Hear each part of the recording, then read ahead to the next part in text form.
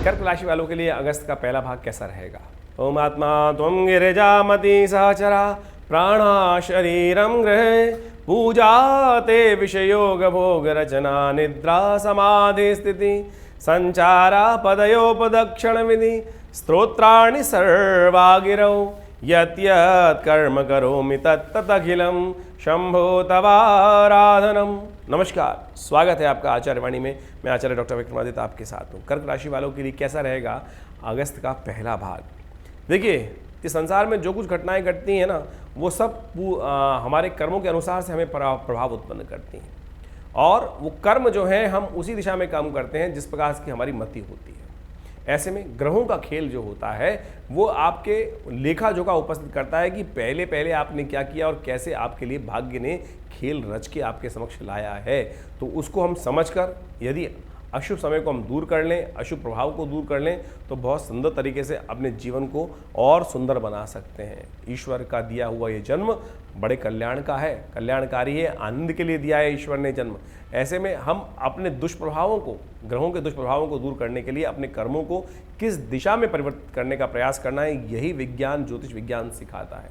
तो इसको हमें समझ लेना चाहिए। तो कर्क राशि वालों, ये जो अगस्त का पहला भाग है वो कई प्रकार से आपकी राशि के अनुसार से बड़ा इंपॉर्टेंट है आपके लिए। ऐसे में कई ग्रहों का परिवर्तन होने का योग बन रहा है, तो आप समझ लें कि ग्रहों का परिवर्तन आपके लिए क्या कुछ लेके आया है। ओवरऑल यदि हम समझें तो आपके लिए अच्छा समय रहेगा, अनुकूल समय रहेगा। ग्रहों का परिवर्तन आपकी राशि के अनुसार से बड़ा इंपॉर्टेंट रहने वाला है। आपके लग्न राशि में विशेष तौर पर यदि हम बात करें तो शुक्र आने वाले हैं, लेकिन आने वाले हैं थोड़े से कमज़ोर अवस्था में, वक्र स्थिति में, और विशेष तौर पर आने वाले हैं वो अस्त स्थिति में। सूर्य आपके राशि में चल ही रहे हैं। तो ऐसे में क्या कुछ प्रभाव होगा आपके ऊपर इन ग्रहों का, जो लगातार वक्री चल रहा है, फिर अस्त हो जाएगा और फिर राशि परिवर्तन करेगा। वैसे हम बात करें तो ओवरऑल तो शेयर मार्केट के हिसाब से आपकी राशि के अनुसार से बात किया जाए तो ये आपको नुकसान पहुँचा सकता है। आप हल्की सी गलती नुकसान करा सकती है। भावों में विशेष तौर पे जो फॉरवर्डिंग बिजनेस करते हैं, रिस्क वाले बिजनेस करते हैं, उसमें उठापटक होने के योग दिखाई देते हैं। कई प्रकार से इमोशनल पॉइंट ऑफ व्यू से भी ये आपका जो प्रभाव, ग्रहों का प्रभाव है इस अगस्त के पहले भाग में बड़ा इंपॉर्टेंट रहने वाला है।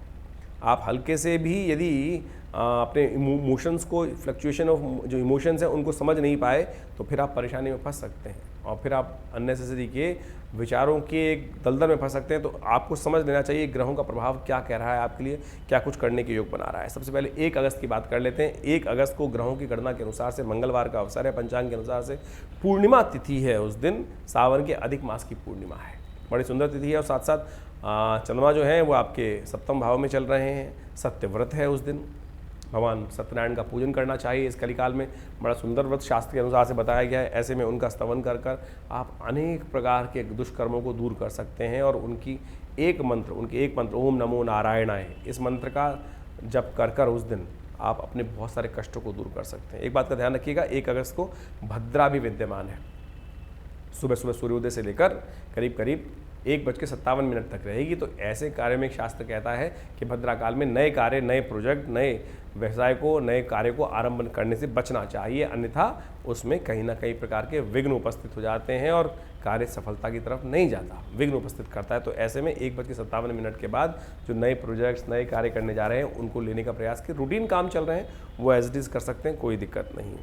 क्या उपाय किया जाना चाहिए? उपाय सामने आपके है, सत्यव्रत है तो उस दिन व्रत कीजिए, सत्यनारायण भगवान का पूजन कीजिए।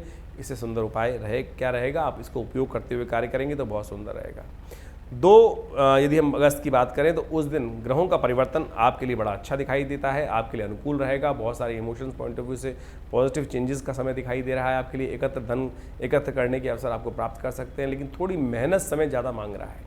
ऐसे में कार्य को सफलता की तरफ ले जाने के लिए थोड़ी रगड़ाई ज़्यादा होगी, तो आप मेहनत से भागेंगे नहीं तो आप सफलता निश्चित तौर पर प्राप्त करने के योग बना सकते हैं। इसलिए अपनी धुन में, अपने कार्यों में मस्त होकर काम करने का आपको प्रयास करना चाहिए। समय आपके अनुकूल होता दिखाई दे रहा है, उसका लाभ आपको मिल सकता है। ऐसे में आपको विशेष तौर पर उपाय के तौर पर विशेष तौर पर पालक का दान करना चाहिए, हरी मूंग, साबुत मूंग का दान करना चाहिए। ये आपको और कल्याणकारी योग बनाए। कन्या पूजन करना भी आपके लिए बड़ा उचित दिखाई देता है। 3 अगस्त को हम बात करें, 3 अगस्त को ग्रहों की गणना विशेष तौर पर आपके लिए परिवर्तन का योग ला रही है। पंचांग के अनुसार से उस दिन बृहस्पतिवार है, सावन के अधिक मास की कृष्ण पक्ष की द्वितीया तिथि है और ग्रहों का परिवर्तन जो हो रहा है चंद्रमा और शुक्र 2 परिवर्तन की तरफ जा रहे हैं। सूर्योदय से पहले तो शुक्र परिवर्तन की तरफ, चंद्रमा परिवर्तन की तरफ चले जाएंगे और ये चंद्रमा का परिवर्तन आपके लिए थोड़ा सा भारी दिखाई देता है। ऐसे में आपको ध्यान रखते हुए कार्य करना है, स्वास्थ्य का ध्यान रखना है। ऐसे में आपको विशेष तौर पर अपने कार्यों में पूरा सा ध्यान रखते हुए कार्य करना है, क्योंकि चंद्रमा आपके षष्ठ भाव में जाकर थोड़ा सा मन में थोड़ी सी वितरागिता उत्पन्न कर देते हैं, इमोशन पॉइंट ऑफ व्यू से व्यक्ति को वीक कर देते हैं। वहीं शुक्र का जो परिवर्तन हो रहा है, शुक्र महाराज द्वितीय भाव में चल रहे हैं और द्वितीय भाव में चलते चलते अस्त हो जाएंगे। शाम को करीब करीब 5:51 पर शुक्र अस्त होने जा रहे हैं और ये आपके लिए थोड़ा सा व्यावसायिक दृष्टिकोण से, कुटुंब के दृष्टिकोण से, धन के दृष्टिकोण से कुछ ना कुछ व्यवधान उत्पन्न कर सकते हैं। आते हुए धन को रोक सकते हैं, लगती हुई लॉटरी को रोक सकते हैं। जो जिस चीज़ क्षेत्र में आप काम कर रहे थे उसमें आपको लाभ की उम्मीद थी, उसमें कहीं ना कहीं झटका दे सकते हैं। तो ऐसे में आपको बड़ी सावधानी के साथ कार्य करने की ज़रूरत है। उपाय करने का प्रयास करें, गौ सेवा करें, वो आपके लिए सबसे श्रेष्ठ उपाय है। उसको करेंगे तो बहुत सुंदर तरीके से लाभ प्राप्त होगा, आपके कष्टों को दूर करने का योग बन सकता है। वहीं 4 तारीख की बात करें तो 4 अगस्त को ग्रहों की गणना दिखाती है, शुक्रवार का अवसर है, सावन के अधिक मास के कृष्ण पक्ष की तृतीया तिथि है और ग्रहों का योग आपके लिए आगे बढ़ने के अवसर तो दे रहा है, लेकिन क्रोध बढ़ा रहा है। ऐसे में क्रोध को शांत रखते हुए कार्य करने का प्रयास करना चाहिए। ऐसे में विशेष तौर पर आपको एक काम और करना चाहिए कि आपके लिए विशेष तौर पर बंदरों को चने डाल दीजिए, केले का दान कर दीजिए। इन सबको उपाय कर आप अपने ग्रहों का पॉजिटिव कर सकते हैं, लेकिन थोड़ा सा इमोशनल पॉइंट ऑफ व्यू से हमें थोड़ा वीक दिखाई देता है, तो ध्यान रखें। इस दिन गणेश चतुर्थी है, गणेश जी के मंदिर में जाकर आप उनका पूजन करें, दूर्वा अर्पित करें तो अच्छा रहेगा। एक काम और ध्यान रखिएगा, उस दिन भद्रा भी विद्यमान है 2:45 तक। तो नया कार्य आरंभ करने के लिए सूर्योदय से लेकर करीब 12:45 तक का समय अच्छा नहीं है। तो नए प्रोजेक्ट, नए कार्य, नए वेंचर्स के लिए विचार करना, नए उन पर कार्य करना, उनको हाथ में लेना थोड़ा सा नुकसानदेह हो सकता है। तो 12:45 का इंतज़ार कीजिए, उसके बाद समय बदल जाएगा और फिर पॉजिटिव चेंजेस आने का समय मिलेगा आपको। वहीं 5 तारीख की यदि हम बात करें तो उस दिन शनिवार का अवसर, चतुर्थी तिथि और ग्रहों का परिवर्तन होने के योग बन रहे हैं और ये परिवर्तन आपके लिए सुबह सुबह अच्छी सूचना लेके आता दिखाई दे रहा है। मन आपका पॉजिटिव तरफ उत्पन्न होगा, जो विघ्न थे उन सबको हटाकर आप करेंगे नहीं धर्म का, जब मैंने कोई गलत नहीं किया तो धर्म भी मेरा साथ देगा। ऐसे में धर्म की तरफ रुझान जाग सकता है, आपके लिए समय अच्छा रहेगा। थोड़ा सा दुविधा जरूर रहेगी मन में, हाँ ना की स्थिति जरूर रहती दिखाई दे रही है, लेकिन यदि पॉजिटिव रहेंगे तो बहुत बढ़िया तरीके से लाभ प्राप्ति के योग बनते दिखाई दे रहे हैं। ऐसे में एक काम करें, सावन का महीना चल रहा है तो भगवान शिव का ध्यान करें। थोड़ा जल में थोड़े काले तिल डालकर ओम त्र्यंबकम यजामहे सुगंधिम पुष्टिवर्धनम उर्वारुकमिव बंधनान मृत्योर्मुक्षीमामृतात्, इस मंत्र का जप करते हुए सुबह सुबह शिव का अभिषेक कर लीजिए। शनि भी अनुकूल हो जाएंगे। शनि महाराज जो आपके सफलता में विघ्न देने के योग दे रहे हैं, तो उनको शांत करना बहुत ज़रूरी है। तो ऐसे में आप एक काम और कर सकते हैं, हमने विवेकानंद योगाश्रम में पूरे 30 आने वाले और जो करीब 45 दिन बाकी हैं सावन के महीने के 30 दिन, तो उनमें रुद्राभिषेक रखा हुआ है, उसमें सम्मिलित हो जाया कीजिए। खुद आकर अपने हाथ से भगवान का रुद्राष्टध्यायी के द्वारा रुद्राभिषेक कर लेंगे तो बहुत सुंदर तरीके से शनि भी अनुकूल होने के योग बनेंगे आपके लिए। साथ साथ अब हम बात कर लेते हैं 6 तारीख की। 6 तारीख को रविवार का अवसर है, पंचमी तिथि विद्यमान है सुबह सुबह सूर्योदय के समय पर। उसके थोड़ी देर बाद ही षष्ठी का आगमन हो जाएगा, लेकिन अगले दिन के सूर्योदय से पहले षष्ठी समाप्त हो जाएगी। तो ऐसे में षष्ठी क्षय होती दिखाई दे रही है। तो ग्रह गणना के अनुसार से क्षय तिथि विशेष तौर पर थोड़ी भारी रहती है। नए कार्यों के लिए, कुछ भी करने के लिए, मुहूर्त करने के लिए तो दिन थोड़ा वीक दिखाई देता है। साथ साथ गणमूल नक्षत्र भी विद्यमान है, रेवती, जो रहेगा 6 तारीख को और 7 तारीख को अश्विनी नक्षत्र रहेगा। तो दोनों गणमूल नक्षत्र हैं। इन दोनों तिथियों में यदि कोई जातक जन्म ले रहा है घर में, तो उनकी मूल शांति अवश्य कराते रहनी चाहिए, नहीं तो जातक भारी होता है। तो ऐसे में आप कोशिश करें, उपाय करने का प्रयास कीजिए। गायत्री मंत्र का जप करें, भगवान सूर्य को अर्घ्य दें, ये सबसे श्रेष्ठ उपाय है। आपको इनको करते रहना चाहिए, कल्याण होगा, कष्ट दूर होंगे।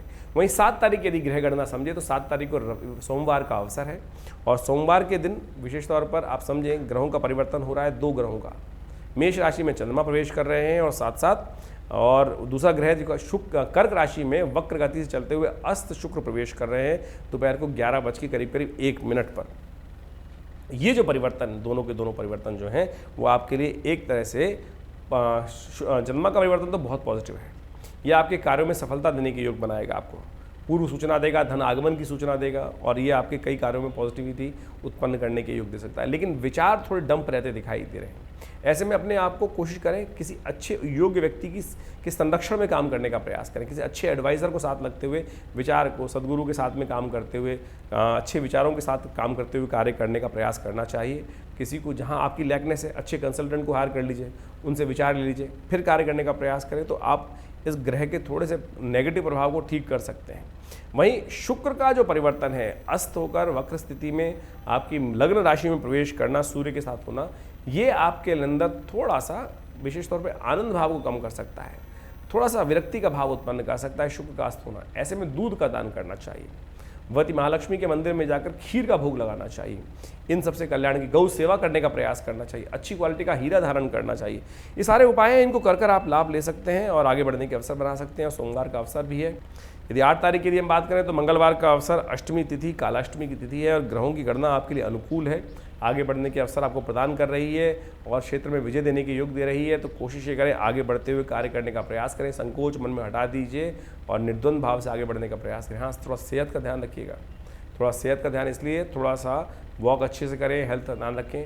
एक आने वाले करीब 6-7 महीने के लिए थोड़ा सा हृदय संबंधित रोग जो हैं, जो बुजुर्ग लोग हैं, जो बड़े लोग हैं 50-60 साल से ऊपर हैं, उनको अपने हृदय का ध्यान रखते हुए कार्य करने का प्रयास करना चाहिए। अभी थोड़ा सा ग्रह भारी चल रहा है तो उसके लिए एक तो मृत संजीवनी मुद्रा, पहली उंगली अंगूठे पे लगाकर बेस पे, ये मृत संजीवनी मुद्रा, अपान वायु मुद्रा जो कहा जाता है, इसका नित्य प्रति अभ्यास कीजिए। हमारे पिता आचार्य श्री केशव देव जी महाराज की अद्भुत खोज है, बहुत सारी पुस्तकें लिखी हुई हैं इन मुद्रा विज्ञान के ऊपर और ये चमत्कारी मुद्रा है, हृदय को साउंड कर देगी और बिल्कुल कुछ ही दिनों में आपके जो हृदय की समस्या है उसको ठीक कर देगी। आपकी राशि के अनुसार से इस वक्त ऐसा योग चल रहा है तो इस बात का ध्यान रखते हुए कार्य करें तो आपके लिए अच्छा रहेगा।